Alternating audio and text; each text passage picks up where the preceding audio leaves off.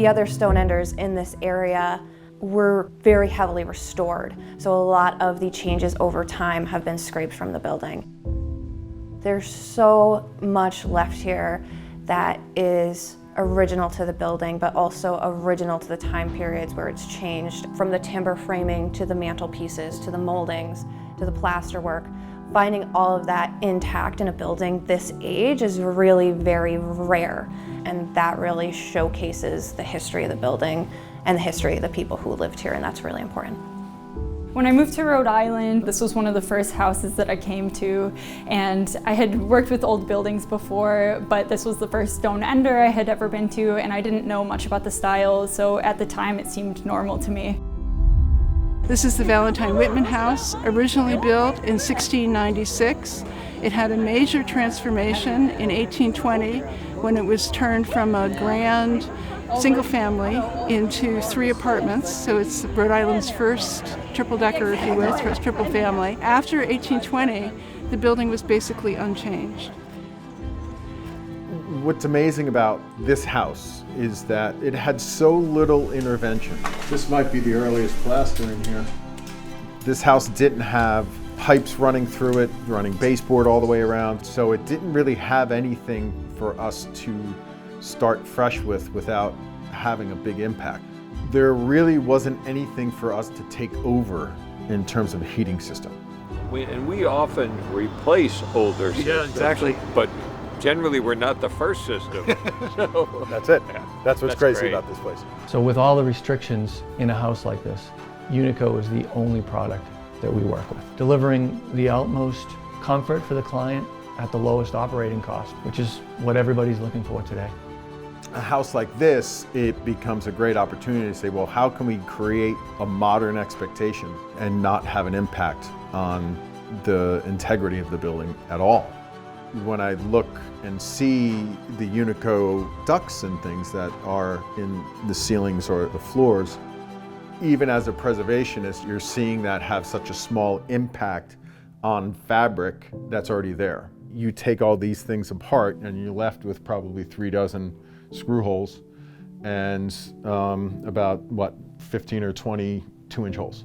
Yeah. Right, and then this is all gone again. Thinking that we are just a part of this rotation of stewards on this building, what we're leaving behind isn't of great impact.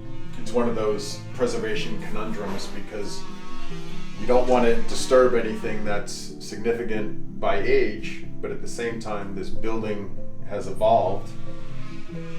Certainly we've got the original stuff covered by new stuff, right? So who's to say we can't add another layer of new stuff? It's tough. I mean, it's not a museum. It has to live on.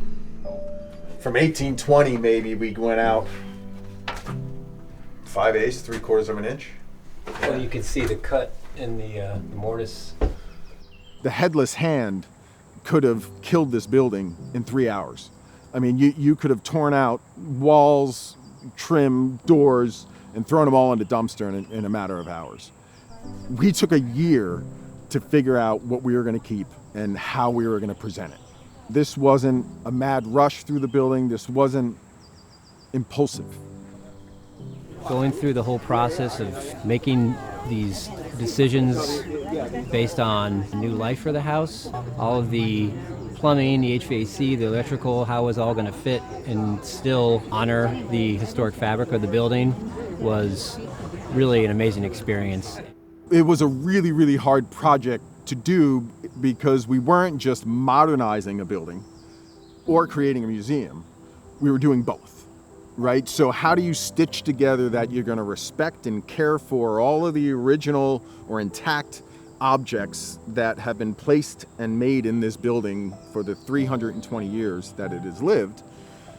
How do you stitch in all of these modern amenities and expectations and systems that makes it a living museum? It makes it something that you can respect a 320-year-old object in that building, but you can have your dinner right next to it. Reaching that balance was incredibly difficult. We made a lot of hard choices for us as preservationists to get us to what you see now, knowing that there's going to be style changes, there's going to be color changes, but we kept all of the things that made this house special.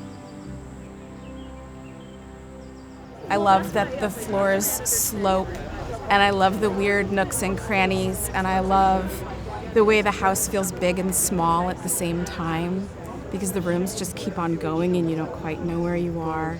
And there's just so much charm, and I love the way that they've exposed all the details of where stairs used to be and patching, but it's all finished and cared for. It's beautiful. We always took care of it, and we made sure that it was going to last for another 320 years. Probably won't see another one like this for a while, so I was really glad to be a part of it. Our partnership with Preserved Rhode Island guaranteed us that we could maintain this historic gem of a landmark, and we're happy to be part of it, and we're happy what Preserved Rhode Island was able to do with it.